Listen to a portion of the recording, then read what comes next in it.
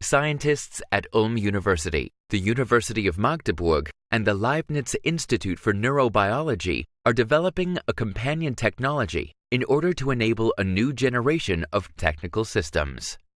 In the future, many technical systems will be companion systems, competent assistants which provide their functionality in a completely individualized way. They adapt to a user's capabilities, preferences, requirements, and current needs, and take into account both the emotional state and the situation of the individual user. For instance, the user does not have to learn how to operate a system. Instead, the companion technology enables the system to adapt itself to distinct users. To illustrate our technology, we are going to have a look at the research lab of Ulm University. Here, we demonstrate a prototypical companion system. In our example, two users, Pascal and Frank, have the task to install their home theater. They have differing levels of knowledge, and thus, the companion system behaves accordingly. What are the required components of a companion system, and how do they interact with each other? The users interact with the companion system via the user interface and a set of sensors. A companion system is a knowledge-based system and comprises planning and plan execution, the dialogue management, and the interaction management.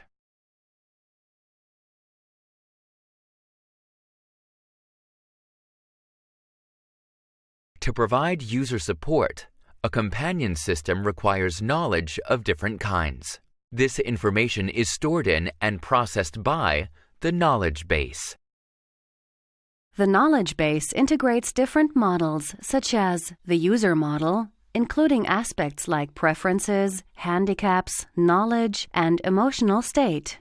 The planning model, with a description of the available actions as well as the user's goal. And a model of the environment, including models of the available interaction components. The different models are used to form a coherent state description. On the arrival of new observations from sources like the sensory modules or the user interface components, the knowledge base updates the state description with the new information. The knowledge base also updates the description on the progression of time. Since past states influence the present state, all these descriptions are kept in memory. The information provided by the knowledge base can be accessed and used by other modules of the companion system, for example, the planning component.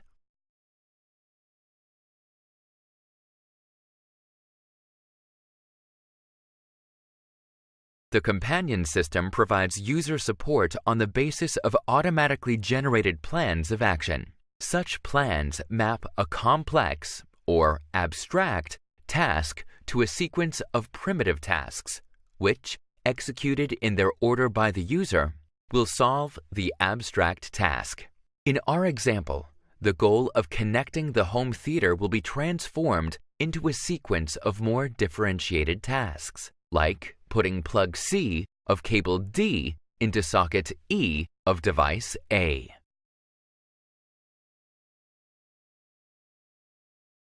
Automated planning relies on broad background knowledge, which includes the user's goal and a formal description of the user's environment. The planning process starts by generating an initial plan, which consists of the current initial state and an initial abstract task representing the user's goal. This initial plan is referred to as planning problem. This planning problem is stored in the knowledge base for later reference. In order to come up with a solution, the initial plan needs to be refined. This means to decompose abstract tasks into successions of more specific tasks, which are predefined solution schemata. In general, for the same abstract task, there might exist several solution schemata. In our example, an audio connection may be realized either via analog or digital interfaces.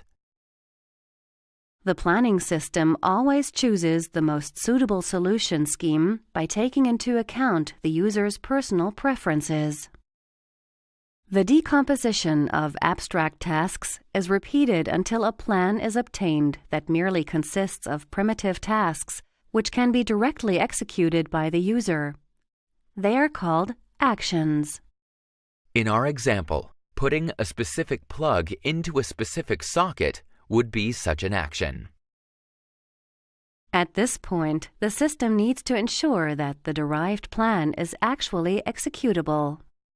To this end, the planning component analyzes causal dependencies between the actions, which are represented by so-called causal links.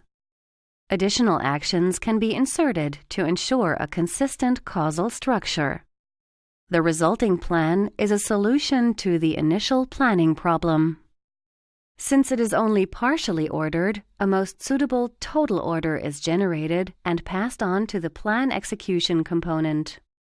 It is then checked whether the pending action can be executed. Now, a valid plan for setting up the home theater is available, and the first action of the sequence can be passed on to the dialogue management.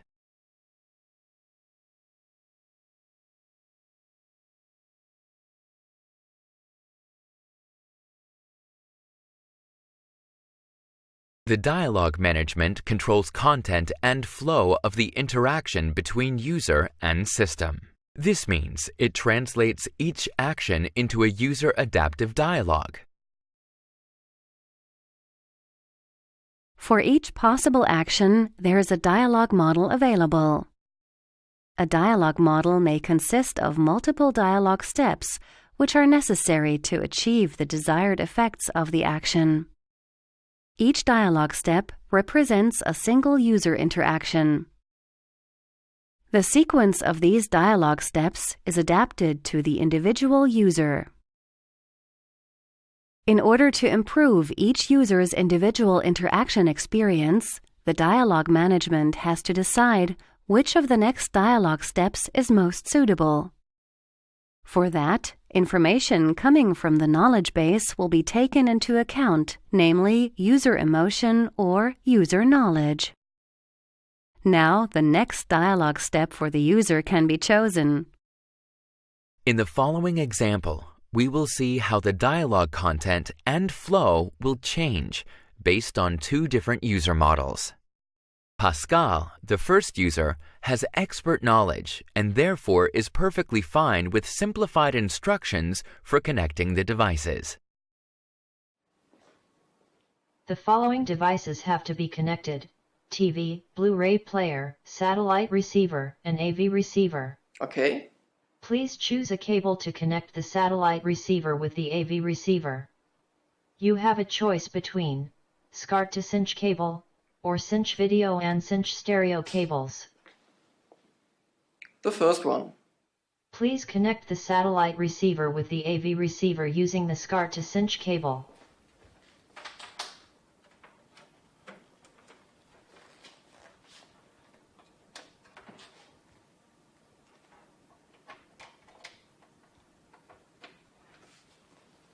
Okay, done.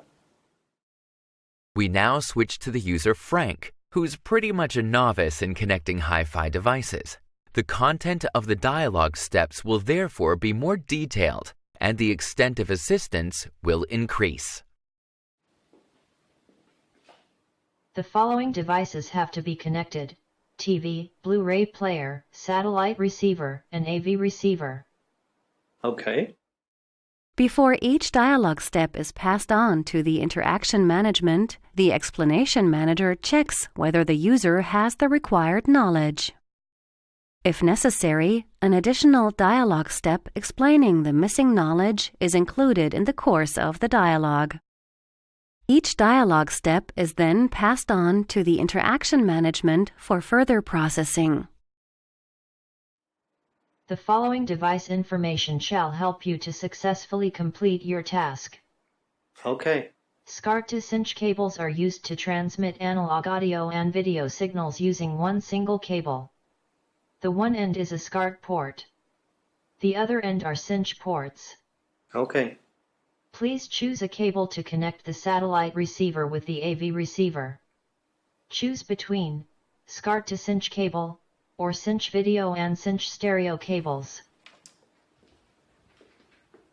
The SCART end of the SCART to cinch cable shall be connected with the satellite receiver as depicted.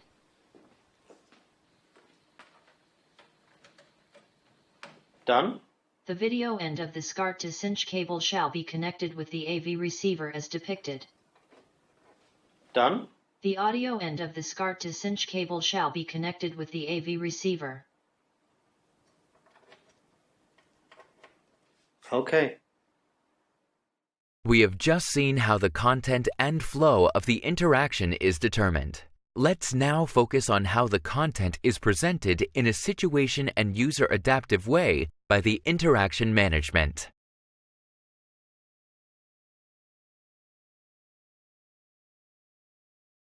The interaction management controls which user interface components are offered for interaction. It determines an adequate combination of diverse user interface components adapted to the identified context of use. In addition, it is able to combine user inputs from different modalities, such as pointing gestures, in conjunction with verbal cues. As a first step, the dialogue management's modality-independent output is split up into its single abstract information fragments. As the user situation may change, it must be analyzed which user interface components are currently available.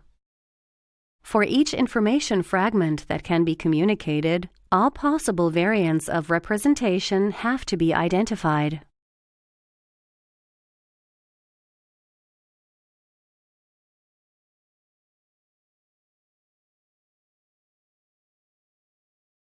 Each such variant of representation is judged by diverse evaluation functions, taking into account the current user and environment model.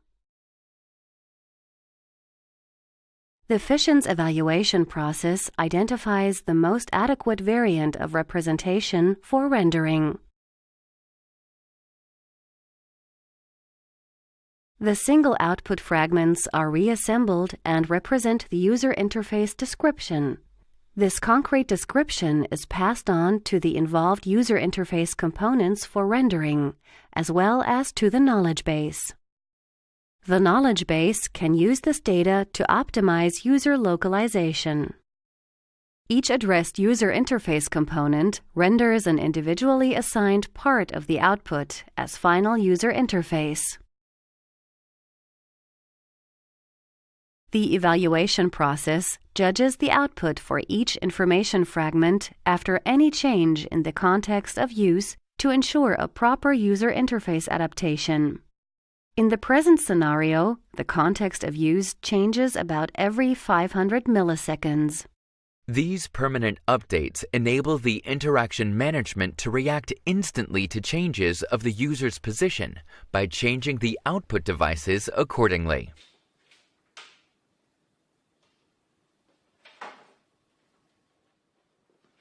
This one.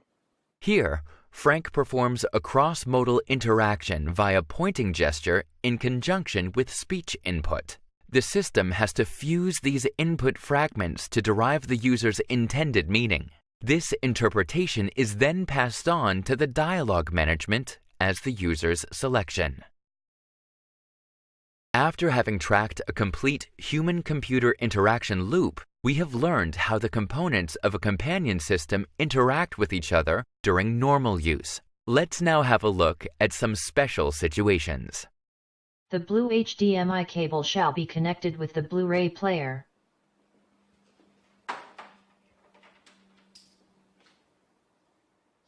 The cable is broken. Due to the broken cable, I am searching for an alternative solution.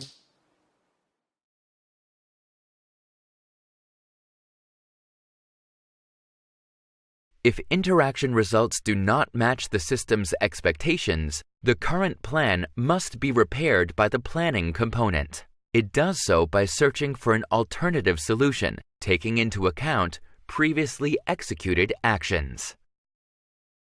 If the execution of an action fails, the plan execution component identifies that action and annotates it in the currently executed plan.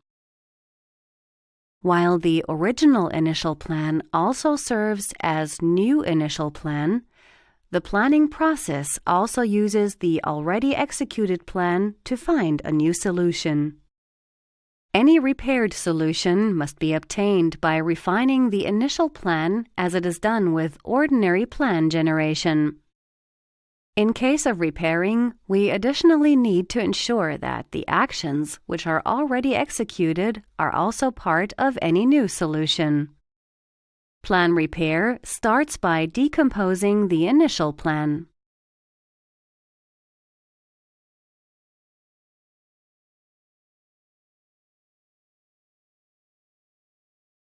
Because of the execution failure, choosing different solution schemata or inserting other primitive tasks might be required. To obtain an executable plan, additional actions might have to be inserted, even if they were already executed. The repaired plan is then linearized, taking into account also the previously executed actions, and passed on to the plan execution component for further processing, as seen earlier. The HDMI to DVI adapter has to be connected with the Blu-ray player as depicted. Okay. Please connect the DVI to HDMI cable with the HDMI to DVI adapter. Done. Please connect the HDMI to DVI cable as shown with the AV receiver. Okay. The blue cinch video cable shall be connected with the Blu-ray player as depicted. Didn't I already connect it? Why should I do this? The planning component can also provide additional information for an action to users who may wish so.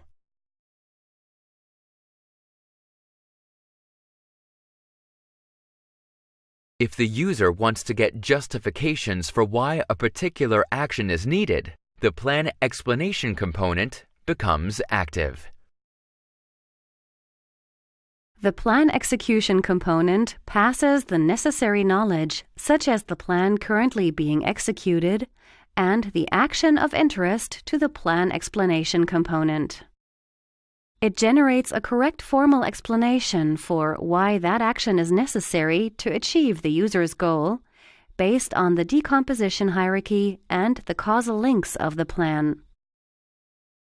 The explanation in its raw form is a proof in an axiomatic system resulting from a formal representation of the given plan in terms of first-order formulas. The explanation proof is then adapted by taking user knowledge into account.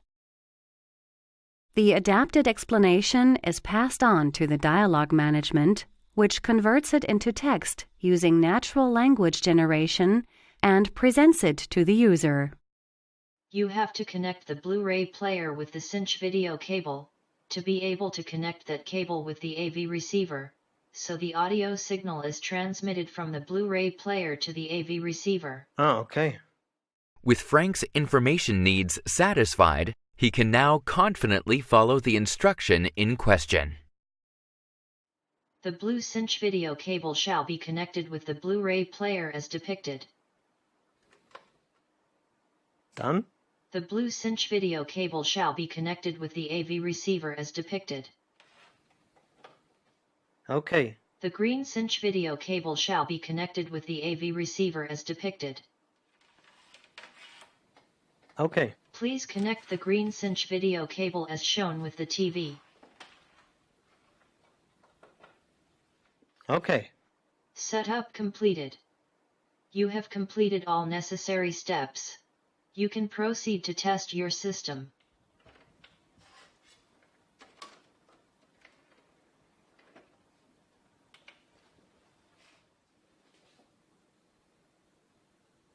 Our example has shown how a companion system can support multiple users with different skills individually and adapt to their situation continuously.